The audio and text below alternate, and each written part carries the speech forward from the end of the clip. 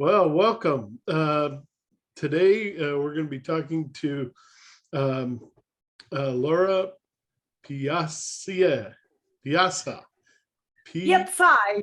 Piazza. I knew nerves. And, she is the lead vocalist for the Imaginaerium project, and we're going to be talking about the Rise of Medici.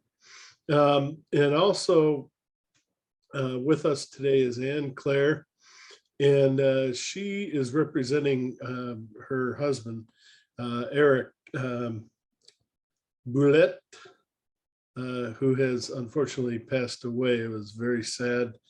And he and Clive Nolan put together this project along with Laura and other people, but they were the two architects of this project, and I felt it was important to have Anne here to talk about, his contribution. And just found out that these two are working on some other things, so we'll talk about that later. But welcome, the two of you. Did you guys want to say? Hello. Thank you, Mark. Thanks for having us here. Thanks. All right. And then, Anne, anything? Thanks for the same. Thanks for inviting us. It's always a pleasure. We had already a few interviews together, and we used to work together. So I'm quite happy to talk about this project tonight. Yeah. All right. Just before we get started, Anne-Claire is also CEO of Bad Dog Promotions, and they represent many artists who need help with getting their message out to the public, both their fans and potential fans in the future. So if you're interested and you're looking for somebody to help out with PR, public relations, and get your message out, I'm going to post her contact information at the end of this interview that I post on Progressive Rock Central, and definitely get a hold of her. I know one band in particular that I'm a good friend of here in Seattle, Moon Letters, is working with her, and really great band. They love what she's already done, and so anyway, that's out there if you want it. Now, so in starting here, Laura, I think you have participated in some of Clive Nolan's other projects over the years. Tell us about your past and where you came from as a singer, and your prior work with Clive Nolan.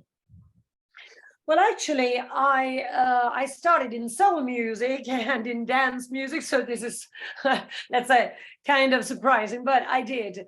Well, soul music is something that really gave me the depth and the emotional part, very strong emotional part when I'm singing. And this was one of the things that I think Clive appreciated most when we started to work together.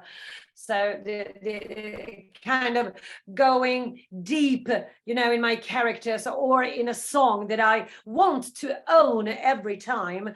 So every time when I start like a journey into something, it must be complete, so I totally diving into it.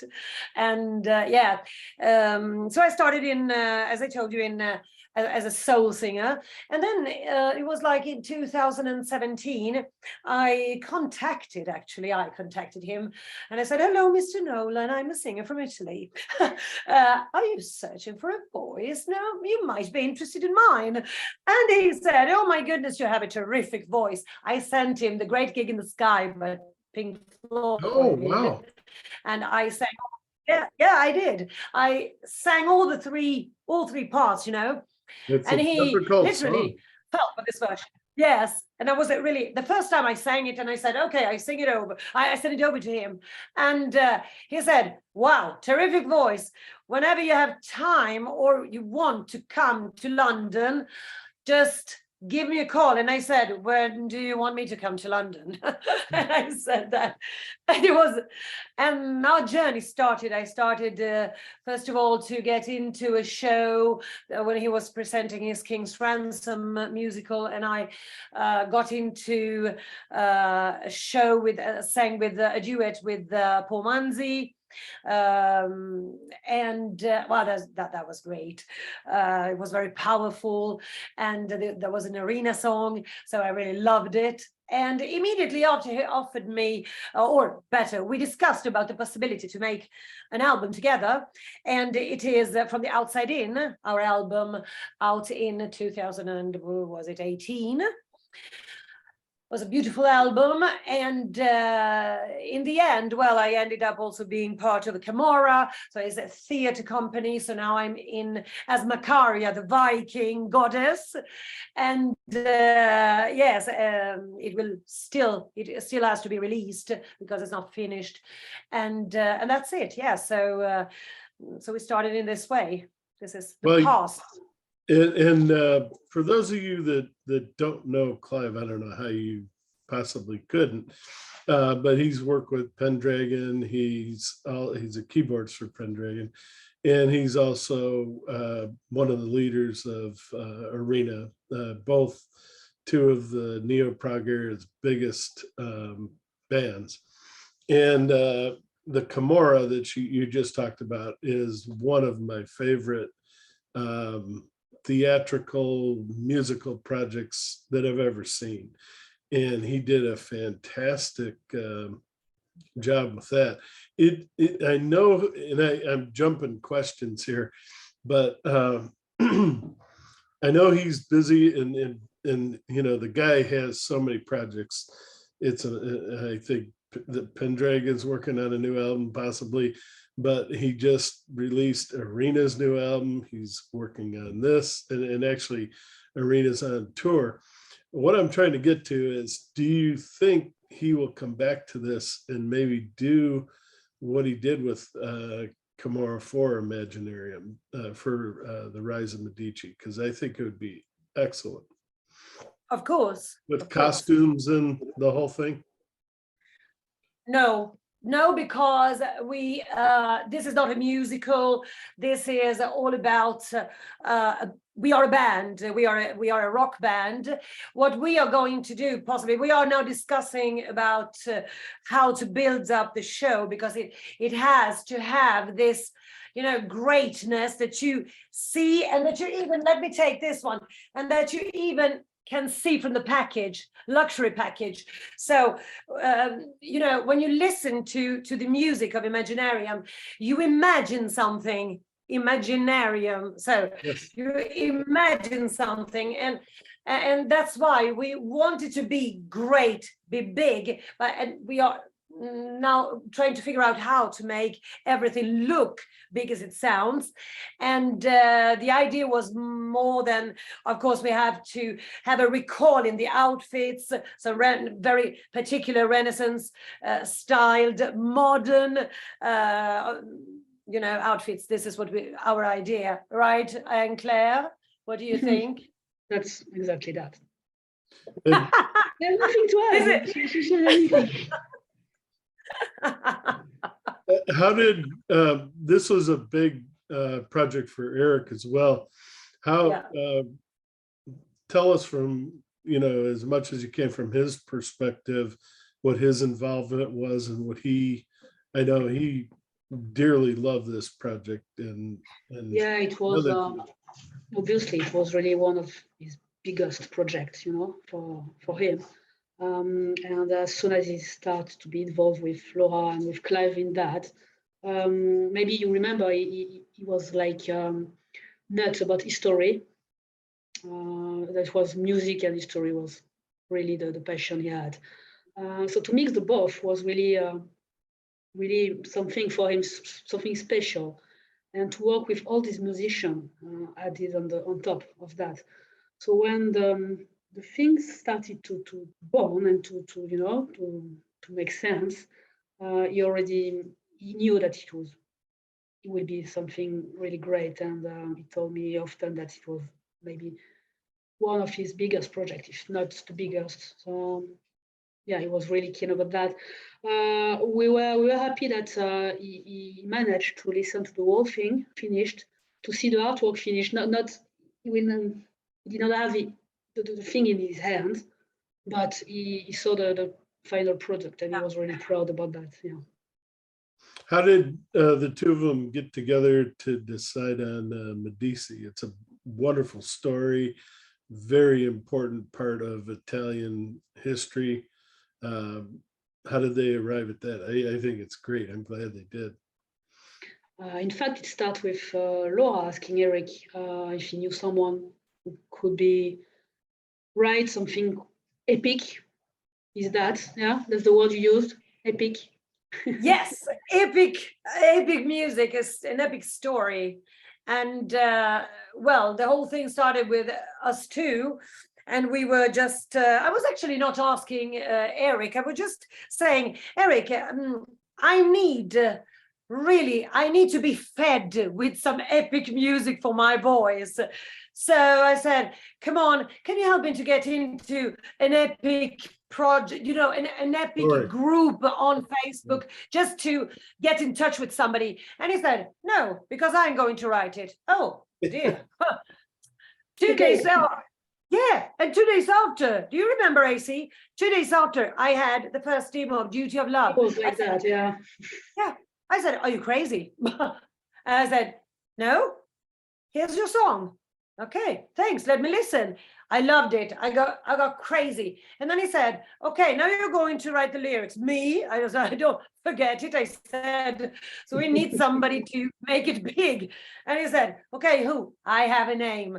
And I said, what about Clive? It's the only one I could ever think about. And so I convinced him. It was a good moment because COVID moment, was it? Yeah. So yeah. We were quite, so we're not that busy with a lot of stuff. So I got him interested in it because it's history, Italian history, fights, love, treacheries, come on. And he said, yes, of course. Yeah, that's something he had in common with Eric, because I think Clive loves history a lot. He does. They're both like, yeah. This is a common point we all have. So this was kind of the common point of us three. Singing, for me, about epic stuff and get it related to history. Wow, that's something like a dream. And so for Eric, it was quite out of mind for this kind of things, and so for Clive too. So the common point, the starting point was that. And so he wanted me to sing all the songs, and for goodness me, I would have sang all the songs. But Clive, he decided to put up a big story and a big concept album. And so he said, we need really the 3 big voices, 3 big rock voices, because this is based, Imaginaerium is rock, not operatic stuff, and it's rock. So we needed the 3 voices, protagonists of it. And then we added Elena, which is a classical singer that was meant to be the storyteller of the whole thing. So this is how everything started, basically. Excellent. And yeah. You want to add anything, or? No, that's it. That's I think that's how it started. And as I said, Eric was really keen about the release, and he was looking because we were talking about putting all that together. He was talking as well about, he already imagined the whole thing in stage. So I'm not saying it will happen, but that's something we are thinking about at the moment. Yeah. Okay. Well, let me ask you this. How has the album been received? I know I've seen quite a few reviews, but you guys are more in touch with feedback than I am. I think it... we are not surprised about the greatness of the words they use about the project, because this was quite, let's say, expected when you have 2 composers like Eric and Clive put together. and three rock voices of a certain experience. I think, well, nothing can go wrong. Then we have musicians, incredible musicians, because we have on drums Scott Hyam. You remember him, of course. He's amazing. Yeah, amazing. An amazing guy. I was going to say, I'm glad you brought him up, because I was going to talk about that. I wish he never would have left Pendragon. I didn't understand that whole thing, but yeah, he's a great drummer. He is really great, and he brought this power, to the whole project. And really, what I love so much is to hear my voice responding to those guitars, incredible guitars and drums. I love Bernard Herry, also the bassist, which he was the friend, friend to AC and to Eric, so he brought him into the project. Of course, everything is so. I feel this excitement about everything every time I talk about every little detail in this album. Nothing is out of place, the solos. I remember one thing, if I can say that. Sure. When I have to tell you, Eric and I, we called each other Tiger and Lion. So he called me and just said, Tiger, I have the solo. I said, what solo do you have? Fortune reverse. I said, no, come on, I want to listen. I sent it to you. Have you? Okay, so I just listened to it. I was like, no words, which is quite difficult to take me. Okay. I can believe it, yeah. Well, Eric made it. He made it. And I said, oh, darling dear, what is this solo? This is the most beautiful solo I've ever heard. And here we go with this Fortune reverse solo. I got goosebumps when I listened to it every time. Now I got tears, because why, just thinking about the Lion, I just thinking about his enthusiasm when he wrote to me, and it's very emotional for me to listen to this album. And every time I'm imagining myself listening to this album with him also, and like what I can hear his comments, and I hear us together making comments, laughing about it, and remembering how it was to put everything together, because it was a whole lot of job doing it. But I can really hear everything he has in mind. It's like he was here, and it's amazing. It's amazing. His presence inside of this album is so big, powerful. I love it. So, I will always love this album for that. So you do think that you will tour the album once he gets done with the arena tour, possibly, or? Well, yes, he has done. Oh, sorry, AC. Sorry, darling. No, just not sure if I understood the question, but yeah, if it's about touring, as I told just before, I'm not saying that it will happen, but I just said that we are thinking about it, and we are looking for opportunities and possibility, because like Laura said, that's a big thing, and that's I think an album, like a concept album like this, needs to be really, really just not the music, but it needs a lot of visual and things, and so it's better to do something really, really well. That's so we'll see. I really hope so, because I know there's a lot of people that would love to see this thing. Yeah, a lot of people are asking to see you guys bouncing off each other and the characters singing together. I think it would be a that's really something written to live. Yeah. I remember one of the last things he said: you are going to be out there up on stage as Contessina. Now, you know what?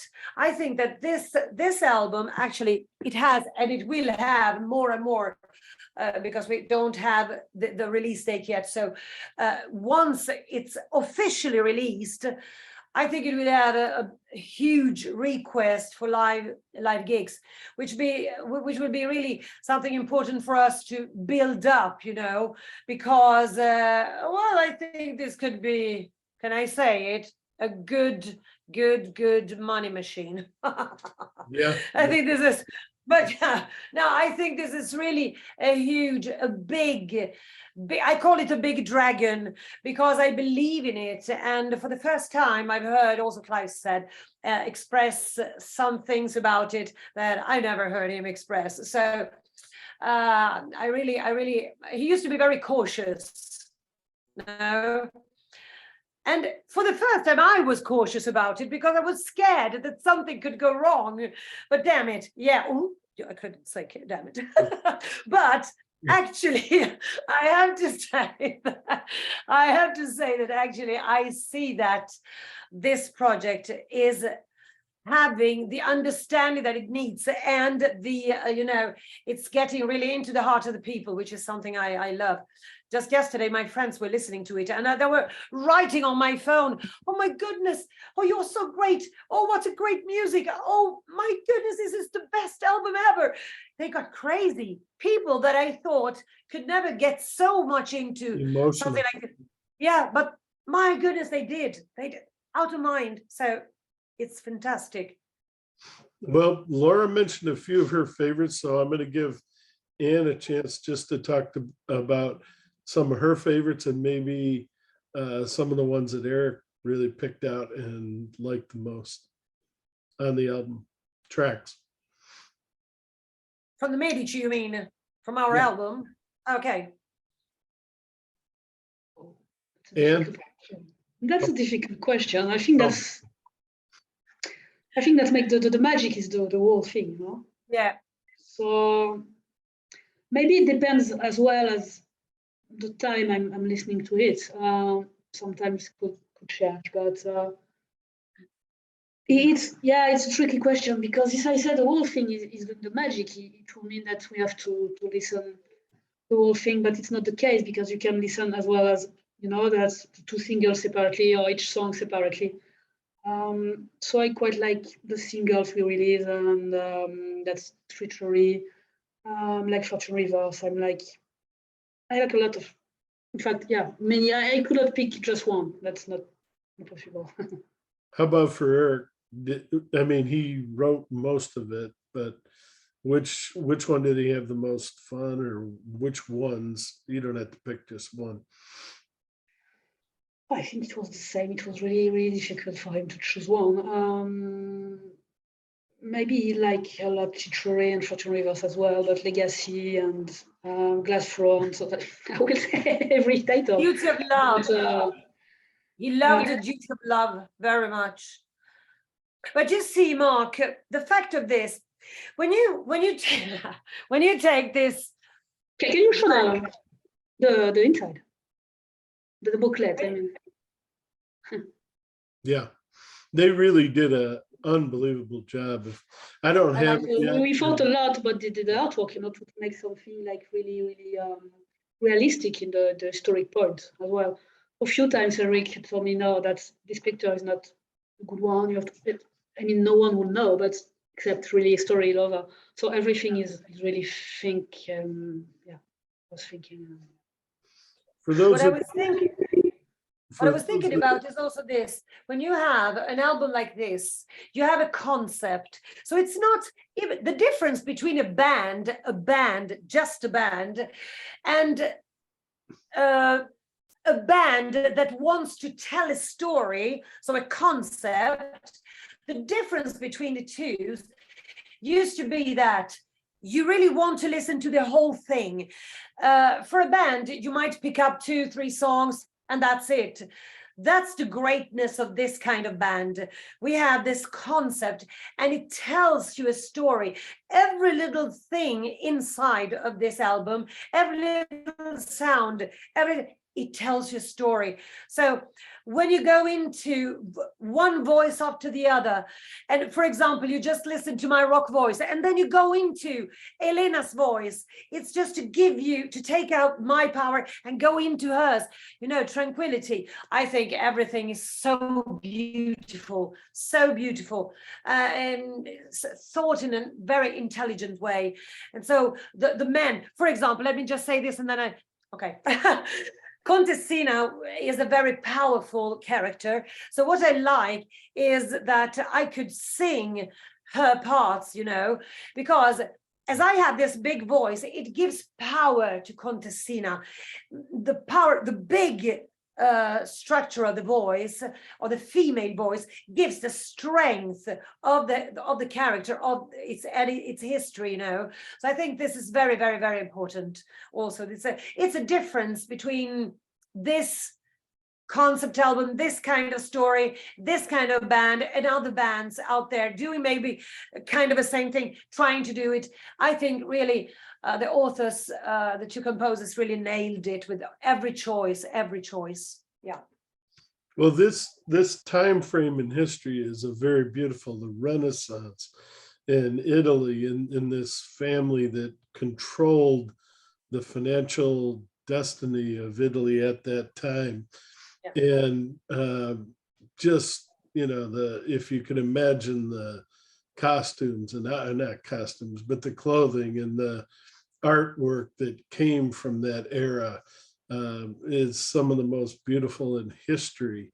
And you know, it's wonderful that the two, Eric and Clive, picked this era and picked this family out of, you know, all the millions, and he's already focused on Egypt and that area, and this is probably one of the second best that you could possibly do.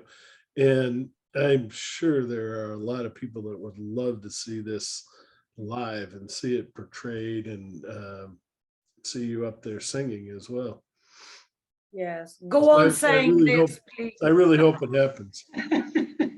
Go on saying, please, Mark. I will love you for that. All right. Well, we also, we still have some time here. Let's see here. What are some of the other, I can go through song by song, but that gets kind of tiresome.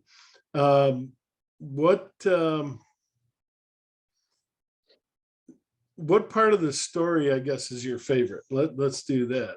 Each of you talk about your favorite part of the story. Because this is a family, and this is a, you know, real story.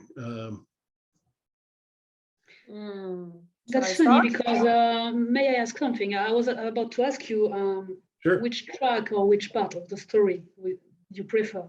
So I was about to ask you. I like the redemption, you know, the fact that, you know, the comeback.